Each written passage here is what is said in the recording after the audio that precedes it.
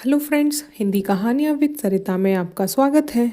मैं मुंशी प्रेमचंद की उपन्यास दुर्गादास का 5वां भाग लेकर आई हूँ। अगर अभी तक आपने पुराने चारों भाग नहीं सुने हैं तो प्लीज़ आप ज़रूर सुनिए, आपको पूरे उपन्यास समझ में आएगा।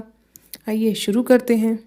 कंटालिया के सरदार शमशेर खां के मारे जाने की खबर पाते ही औरंगजेब आपे में न रहा।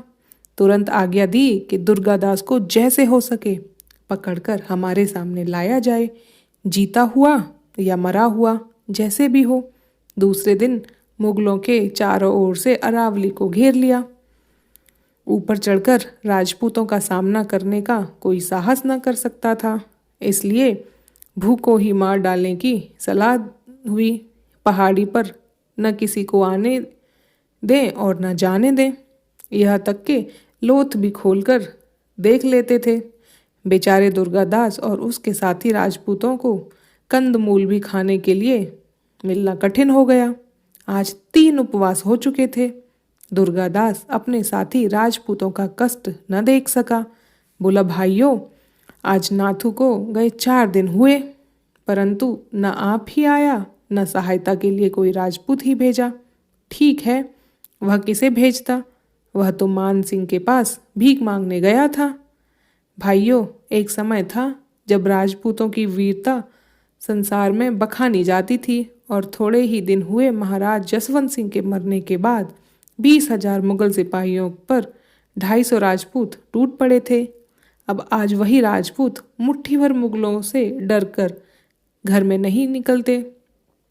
भाइयों, अच्छा होगा कि तुम भी अपने अपने घर जाओ। मुझे और मेरे अभागे देश को भगवान के भरोसे छोड़ दो। मेरे साथ क्यों भूखे मरोगे? मैं तो जो प्रण कर चुका हूँ वह कर चुका रहूँगा, तो स्वतंत्र होकर, नहीं तो भूमाता के लिए लड़कर सदैव के लिए माता की पवित्र गोद में सोया रहूँगा। दुर्गादास को उदास देखकर राजपूतों ने उत्तेजित होकर कहा, महाराज, जो आपका प्रण, जहाँ महाराज वहीं हम। जब तक मारवाड़ स्वतंत्रता न कर लेंगे, जीते जी घर न लौटेंगे। भूखों मरते हुए राजपूतों का ऐसा साहस देख वीर दुर्गादास की मुरझाई हुई आशा लता एक बार फिर हरी हुई। मुख पर प्रसन्नता झलक उठी। बोला, अच्छा, तो भूखों मरने से लड़ कर ही मरना अच्छा। सहायता मिले या ना मिले, चलो इस पहाड़ी के नीचे उतरें। यह रास्ता बड़ा बीहड़ा था। मनुष्य तो क्या, पशु भी न जाते, परंतु मरता क्या न करता। वही कहा वत थी। लोग नीचे उतरने लगे। इतने में दुर्गादास ने राम नाम सत्य है सुना। वहीं ठहर गए। देखा तो सामने से 4 आदमी एक अर्थी ला रहे थे। उसके पीछे एक आदमी अध जला कंडा और एक हांडी लटकाए हैं। पीछे पीछे लगभग 100 आदमी और हैं, और सब के सब इधर ही आ रहे हैं। दुर्गादास को संदेह हुआ कि शमशान तो उधर है, यह सब हमारी ओर क्यों आ रहे हैं। जब उन आदमियों ने अर्थी वीर दुर्गादास के सामने उतारी तो और लगे खोलने, तो दुर्गादास और भी चकराया। सोचने लगा, भगवान, यह क्या बात है। अर्थी खुलते ही एक वीर राजपूत उठकर दुर्गादास के पैरों में गिर पड़ा। दुर्गादास ने आशीर्वाद देकर पूछा, भाई, तुम कौन हो? यह सब मैं कौतुक देख रहा हूँ। यह स्वप्न? रूप सिंह उदावत ने, जो पीछे रह गया था, आगे बढ़कर राम जोहार की ओर बोले, महाराज, इस वीर राजपूत का नाम गंभीर सिंह है। आपके पास आने के लिए इधर उधर विकल घूम रहा था। देवयोग से यह हमें मिला। हम लोग भी इसी की भांति व्याकुल थे। क्या करते? चारों ओर से मुगलों ने पहाड़ियों को घेर रखा है। गंभीर सिंह ने यही उपाय सोचा और ऐसी सांस चढ़ाई कि 3 जगह खोलकर देखने पर भी मुगलों को संदेह न हुआ। सच पूछिए तो आपकी सहायता पहुंचाने वाला महासिंह नहीं किंतु गंभीर सिंह है। दुर्गादास ने गंभीर सिंह को छाती से लगा लिया और कहा, बेटा गंभीर सिंह, आज से हमें विश्वास हो गया कि मारवाड़ देश तेरा आजीवन ऋणी रहेगा। तेरी चतुराई, साहस और परिश्रम के बल पर ही मारवाड़ स्वतंत्र होगा। रूप सिंह उदावत ने कहा, महाराज, सूर्य अस्त हो चुका, मार्ग अटपट है, अंधेरा हो जाने से कष्ट की संभावना है, इसलिए जहाँ तक हो सके शीघ्र ही चलिए। राजपूत भी भूखे हैं और इस मार्ग को रोक पर मुगल भी इन्हें गिने हैं, बस थोड़ा ही परिश्रम करने पर पोबारा है। वीर दुर्गादास की आज्ञा पाते ही राजपूत पहाड़ी से उतरे और भूखे सिंह के समान मुगलों पर टूट पड़े। क्षण मात्र में ही वीर राजपूतों ने सैकड़ों मुगलों का सिर धड़ से अलग कर दिया। इतने मुगलों में कोई बेचारा घायल भी न बचा कि अपने सरदार को खबर देता। वीर दुर्गादास अब निश्चिंत था, किसी प्रकार की बाधा दिखाई न देती थी। अरावली की पहाड़ियों को पार करके लोग एक मैदान में यह सलाह करने के लिए जमा हुए कि अब क्या करना चाहिए, कहाँ चलना चाहिए। एकाएक किसी की आवाज़ से सबको चौंका दिया। अरे दुष्ट, मुझे क्यों मारता है, क्यों नष्ट करता है, मैंने तेरा क्या बिगाड़ा है? अरे रक्षा करो, कोई पुकारो, पापी अबला पर क्या बल दिखाता है? अच्छा, मुझे भी तलवार दे। वीर दुर्गादास उधर ही दौड़ा जिधर से यह आवाज़ आ रही थी। पीछे पीछे गंभीर सिंह और जसकरण भी थे। दुर्गादास ने यह देखा कि एक अबला पर एक पुरुष बलात्कार करना चाहता है, परंतु अंधकार के कारण पहचान न सका। झपट कर पूछा, तू कौन है? मैं क्या कर रहा हूँ, तुझसे प्रयोजन? दुर्गादास ने क्या कहा, क्या सीधे न बताएगा? इतना कहना था कि तलवार खींच सामने आया और चाहता था कि दुर्गादास पर वार कर सके। इसके पहले ही गंभीर सिंह ने उसका सिर धड़ से अलग कर दिया। दुर्गादास ने स्त्री से पूछा, बेटी तुम कौन हो और यह दुष्ट कौन था, इसने तुमको कहाँ पाया? बेटी ने कहा, पिताजी, मैं माड़ो की राजा महासिंह की कन्या लालवा हूँ और यह पापी चंद्र सिंह था, अपने किए का फल पा गया। दुर्गादास ने पीछे किसी की आहट पाई, मुड़कर देखा, जसकरण और गंभीर सिंह दौड़े जा रहे हैं। दुर्गादास हाथ में तलवार लिए लालवा की रक्षा के लिए वहीं खड़ा रहा। थोड़ी देर में गंभीर सिंह और जसकरण हाथों में बागडोर पकड़े 5 घोड़े ले आए और बोले, महाराज, इस पापी के 3 साथी और थे, हमने उन्हें देख लिया और पीछा किया, घोड़ों पर चढ़कर भाग जाएं, परंतु यह कैसे होता? उन्हें तो मौत खींच लाई थी, वे तो नरक गए और घोड़े आपके लिए छोड़ गए। लालवा ने गंभीर सिंह को बोली से पहचानते हुए पुकारा, भाई गंभीर सिंह, क्या आपत्ति में आप भी हमको नहीं पहचानते? गंभीर सिंह ने कहा, कौन लालवा? अरे तू यहाँ पापियों में कैसे आ फंसी? लालवा ने कहा, माता तेजवा के कारण। भाई तेजवा में छतरनी की कुछ भी ऐंठ नहीं, वह सदैव राजसुख की भूखी रहती है। कदाचित पापी चंद्र सिंह ने किसी प्रकार लालच देकर तेजवा को फंसाया। लालवा मेरी अंगूठी पाकर अवश्य ही अंगूठी देने वाले के साथ चली जाएगी। गंभीर सिंह ने कहा, बहन लालवा, यह कैसे विश्वास किया जाए कि तेजवा और काका महासिंह को पकड़ लिया तो हो सकता है कि अंगूठी उतार ली हो।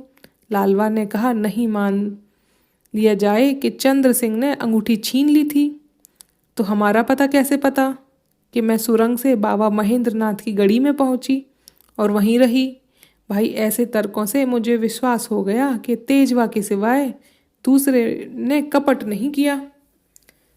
गंभीर बोला, अच्छा लालवा, यह तो बता कि जब तू चंद्र सिंह को पहचानती थी और उसके स्वभाव से परिचित थी, तब उसके माया जाल में क्यों फंसी? लालवा बोली, भाई तेजवा की अंगूठी ले जाने वाला कोई दूसरा ही राजपूत था।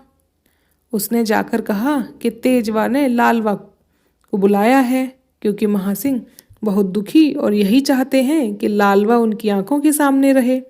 तो मैं मोह में अंधी हो गई, विश्वास के लिए अंगूठी यही थी, बस बाबा महेंद्र सिंह नाथ से विदा हो इस पापी के साथ चल दी।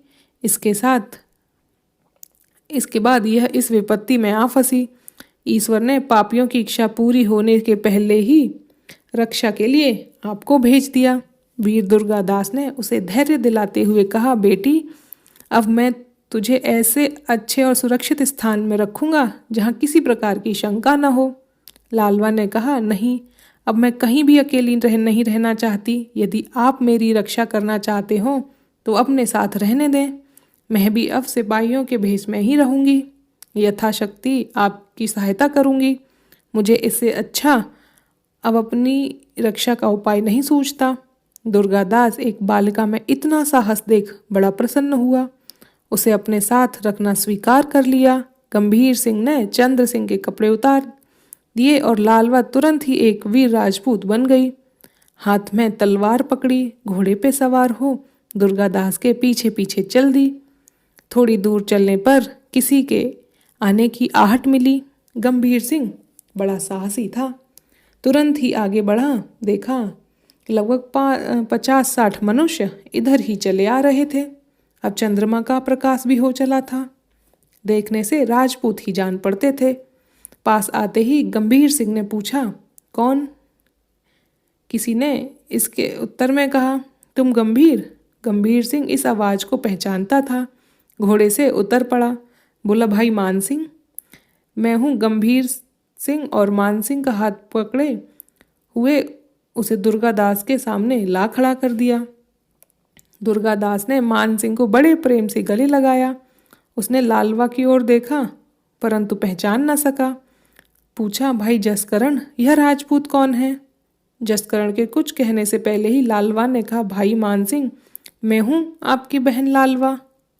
मान सिंह लालवा की ओर बड़े आश्चर्य से एकटक देखता रहा। फिर पूछा, बहन लालवा, तू यहाँ कैसे आ गई? लालवा ने आदि से लेकर अंत तक सारी बातें फिर दोहरा दी। मान सिंह ने कहा, जो ईश्वर करता है अच्छा ही करता है।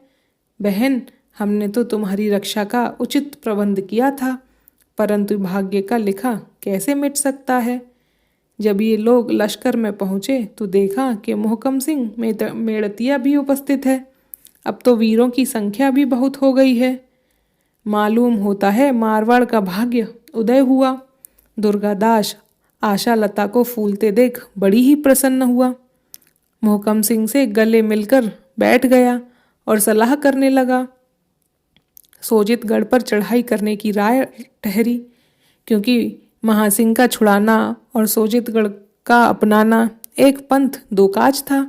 दुर्गादास ने वीर राजपूतों को उसी जंगल में विश्राम करने की आज्ञा दी, क्योंकि आधी रात से अधिक बीत चुकी थी। सोजितगढ़ पहुंचने का समय न था। चढ़ाई करने मर की घात रात में ही थी। दिन में मुट्ठी भर राजपूत थे ही क्या जो सोजितगढ़ में मुगल सिपाहियों का सामना करते, इसलिए रात वहीं काटी। दूसरे दिन जंगलों में छिपते छिपते पहर रात बीते। सोजितगढ़ की चौड़ी पर पहुंचे और धावा करने के समय की प्रतीक्षा करने लगे। गंभीर सिंह बड़ा जोशीला था, देश के लिए अपने प्राण हथेली पर लिए फिरता था। दुर्गादास से बिना पूछे पाछे गड़ी की टोह लेने चल दिया और 12 बजने के पहले ही लौट आया।